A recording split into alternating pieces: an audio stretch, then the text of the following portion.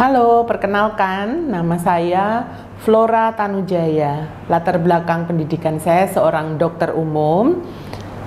Pengalaman kerja di isu penanggulangan HIV/AIDS dan infeksi menular seksual.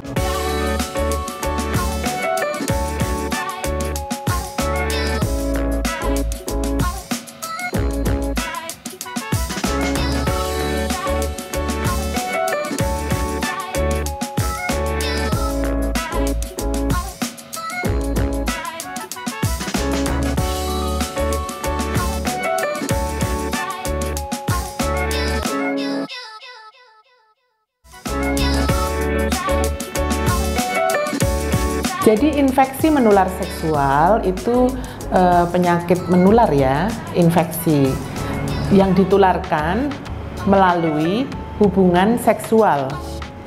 Itu dulu disebut penyakit kelamin. Tetapi lokasinya memang tidak selalu di daerah kelamin. Karena itu kita tidak lagi sering menyebut sebagai penyakit kelamin, tetapi kita menyebut infeksi menular seksual. Jadi kita fokus pada cara penularannya sehingga kita ingat terus bagaimana pencegahannya. Jadi ada beberapa infeksi menular seksual, infeksi yang ditularkan melalui hubungan seksual. Pertama yang terkenal sekali dan mungkin masih menakutkan buat masyarakat itu HIV ya. Itu jelas ditularkan melalui hubungan seksual, walaupun bukan hanya itu satu-satunya cara penularan. Yang kedua itu ada yang namanya gonore, chlamydia. Nah, ada juga yang dinamakan sifilis. Jadi gonore dengan sifilis itu nggak sama ya, gejalanya juga nggak sama. Nah, jadi tadi ada HIV, gonore, chlamydia, sifilis. Nah, ada kutil kelamin, ada herpes kelamin juga. Nah, itu yang sering terjadi di masyarakat. Nah, kencing nanah itu biasanya atau memang hanya dialami oleh laki-laki, karena pada laki-laki saluran reproduksi dengan saluran kencing itu jadi satu. Jadi itu kencing nanah bukan air kencingnya seperti nanah, tetapi keluar nanah dari saluran yang biasanya mengeluarkan air kencing. Nah, biasanya berupa bercak-bercak di celana gitu, bisa kelihatan bercaknya di celana kok ada kuning-kuning seperti nanah gitu. Nah, ini adalah tanda gejala dari gonore dan chlamydia. Jadi ada dua penyakit infeksi menular seksual yang bisa bergejala berupa, kalau masyarakat umum bilangnya kencing nanah, yaitu gonore dan chlamydia. Nah, pada perempuan itu tidak ada kencing nanah, tetapi perempuan juga bisa ketularan gonore dan chlamydia. Begitu. Dia berbeda.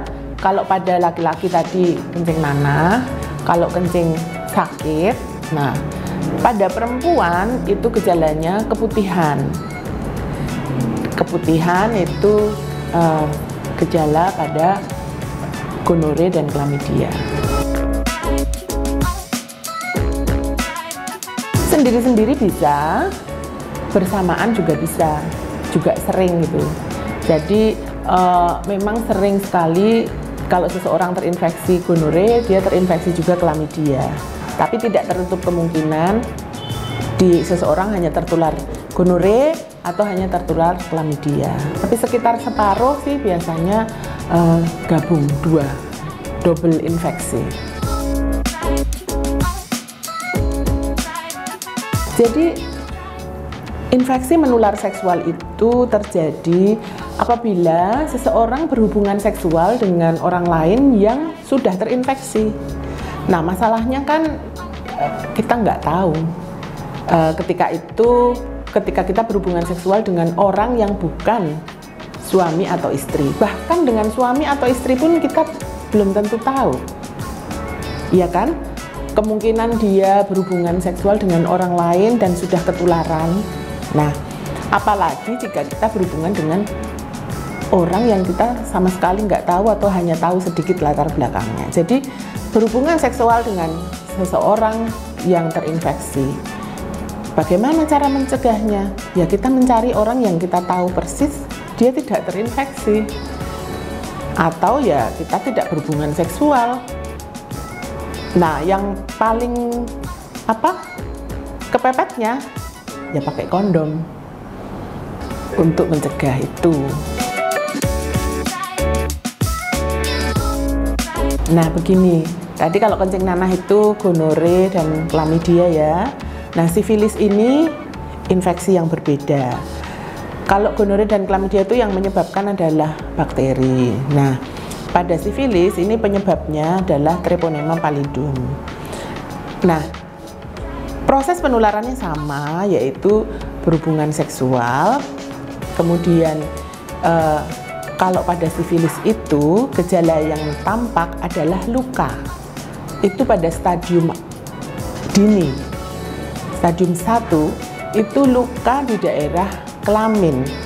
Cuma lukanya ini tidak terasa sakit. Jadi luka pinggiran dari luka itu biasanya agak meninggi, agak keras. Nah di tengahnya itu lukanya bersih, nggak seperti bernanah atau warna kuning, warna abu-abu, enggak. Jadi kelihatan bersih. Nah itu stadium pertama. Kira-kira seminggu dia akan hilang sendiri. Dan itu membuat seseorang merasa oh sudah sembuh, padahal belum tentu. Kalau nggak diobati ya nggak sembuh, tapi dia tetap menghilang. Hanya dia akan terus ada di dalam peredaran darah. Kemudian akan masuk kepada masa fase laten. Nah stadium 2 itu bisa muncul sebagai bercak di telapak tangan, bercak yang warnanya lebih gelap begitu. Dan itu juga walaupun tidak diobati bisa hilang dengan sendirinya. Tetapi kembali treponema itu masih ada dalam peredaran darah. Nah, dia bisa masuk ke otak, dia bisa menyebabkan kerusakan jaringan, dan itu bisa muncul 10 sampai 20 tahun kemudian. Nah, karena itu sifilis ini sangat perlu diobati dengan baik sampai tuntas. Ya diperiksa laboratorium, perlu ke puskesmas atau ke rumah sakit untuk diperiksa, terutama pada saat ada gejala. Tapi seperti saya sampaikan tadi, bisa saja gejalanya tidak terlihat, tetapi infeksinya masih ada. Karena itu memang untuk menegakkan diagnosis perlu periksa laboratorium. Nah, kutil kelamin itu disebabkan oleh virus, human papilloma virus. Bisa kena pada laki-laki, bisa kena pada perempuan. Ya bentuknya seperti kutil, cengkir ayam begitu ya. Kalau kecil ya seperti kutil, kalau agak besar seperti cengkir ayam, lebih besar lagi ada yang besar sekali sampai seperti kembang kol. Lokasinya pada laki-laki ya pada alat kelamin, pada batang penis bisa, pada perempuan itu juga bisa di sekitar mulut vagina, bisa di vulva begitu ya. Nah ini kalau besar tentunya akan mengganggu gitu ya. Nah apabila virus ini bercokol di serviks, di mulut rahim, ini ada bahayanya karena itu menjadi prakanker.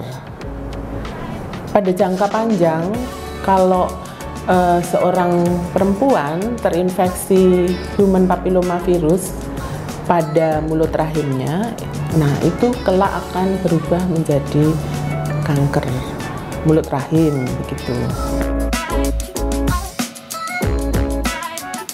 Nah, herpes kelamin itu juga disebabkan oleh virus, khusus virus herpes kelamin. Dia penampilannya mirip dengan herpes yang lain di bagian tubuh yang lain maupun cacar air ya. Kalau cacar air kan seluruh tubuh. Nah, kalau herpes bisa juga herpes itu di satu bagian tubuh. Tapi kalau herpes kelamin ya dia di sekitar area kelamin. Tampilannya ada yang bengkak sedikit berisi cairan, ada yang sudah pecah, dan dia pedih sekali. Ini virus tidak bisa hilang sama 100% ya, dia akan tetap ada, sehingga kalau imunitas tubuh sedang turun, dia akan kambuh, muncul lagi dan muncul lagi, begitu. Ya tentu saja berobat ke puskesmas, ke rumah sakit, ya. Kalau kutil kelamin itu ada obat khusus yang oleh dokter nanti akan diusapkan pada kutilnya dan kutil itu akan bisa lepas, begitu. Kalau herpes juga kita perlu ke puskesmas, ke rumah sakit ya, ke dokter, akan diberikan obat untuk mengurangi rasa sakit dan menyembuhkan lesi-lesi kulit atau luka-luka yang ada di kulit sekitar kelamin. Dan karena karena ini infeksi virus, maka kembali lagi imunitas tubuh itu sangat penting agar tidak terjadi kekambuhan. Nah, khusus untuk kutil kelamin, human papilloma virus, kadang-kadang dia tidak bergejala ya. Nah, pada perempuan ada baiknya itu diperiksa di mulut rahimnya, dan kemudian ada juga vaksinasi. Nah, untuk keterangan lebih detail itu bisa menghubungi puskesmas dan rumah sakit. Nah, begini, kadang-kadang perempuan salah mengartikan, ada yang salah mengartikan, ada yang tidak ya. Pada saat masa subur, itu akan keluar cairan kental dari vagina. Tetapi dia bening, tidak bau. Nah, itu bukan keputihan ya. Nah, itu hanya cairan dari vagina yang keluar, itu menunjukkan masa subur. Nah, kalau keputihan itu memang warnanya memang rada putih gitu. Ada yang disertai rasa gatal di vagina, ada yang disertai bau yang sangat amis seperti ikan busuk. Nah, kalau dia hanya warna putih kekuning-kuningan biasa, nah itu biasanya adalah infeksi gonore dan atau chlamydia. Kalau dia disertai rasa gatal, nah itu biasanya ada jamur. Kalau dia berbau busuk seperti ikan busuk begitu, itu ada yang namanya bakterial vaginosis. Nah, gonore dan chlamydia seperti saya jelaskan tadi itu menular secara seksual. Kalau jamur itu karena kurang higienis, karena kelembapan tinggi, atau pada orang yang imunitasnya rendah seperti seorang dengan diabetes, itu bisa saja terjadi ketidakseimbangan di dalam ketidakseimbangan mikrobiologi ya, flora dan fauna di dalam vagina, sehingga bisa tumbuh jamur. Bakterial vaginosis bisa terjadi juga dari faktor higienis itu. Nah,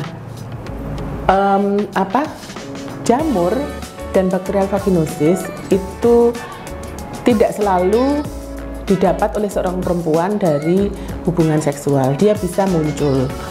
Tetapi apabila seorang perempuan mengalami jamur pada vagina atau bakterial vaginosis, itu bisa kalau jamur bisa menular pada penis laki-laki. Kalau bakterial vaginosis tidak menular pada laki-laki. Jadi dia tidak disebut infeksi menular seksual, tapi infeksi saluran reproduksi perempuan. Nah, jadi kalau keputihan ya perlu dibedakan ya. Dan kalau Anda mengalami keputihan, ya berobat. Kembali lagi, apa yang kita rasakan nggak pas nih, nggak seperti biasanya nih, nggak bener nih, langkah yang paling tepat adalah kita berobat, mencari pengetahuan dan pertolongan dari tenaga kesehatan yang berkompeten. Nah, yang ada juga adalah tahap lanjut, infeksi yang lebih lanjut atau lebih parah. Pada laki-laki, kencing nanah yang tidak diobati dengan baik itu bisa menjalar naik sampai ke epididymis, ke skrotum. Ya kalau orang awam bilang ke telurnya, yaitu ke buah zakar. Nah, itu infeksi bisa naik menjalar sampai ke situ, sakit sekali, nyeri sekali, dan itu juga beresiko membuat infertilitas ya, karena di situ adalah tempat produksi sperma. Nah, itu juga infeksi menular seksual, tapi dia sudah tahap lebih lanjut gitu. Pada perempuan juga bisa terjadi radang panggul, yaitu apabila infeksi gonorrea atau chlamydia itu naik sampai ke rahim, naik sampai ke tuba. Tuba itu saluran yang menghubungkan indung telur ke rahim. Nah, itu bisa terjadi infeksi sampai ke situ juga. Gejalanya adalah nyeri pada perut bagian bawah, dan efek jangka panjangnya dia bisa menyebabkan penyumbatan pada saluran itu, sehingga sel telur yang masak tidak bisa masuk ke rahim. Nah, dampak lebih jauhnya lagi, tidak bisa terjadi pembuahan dan tidak bisa hamil begitu.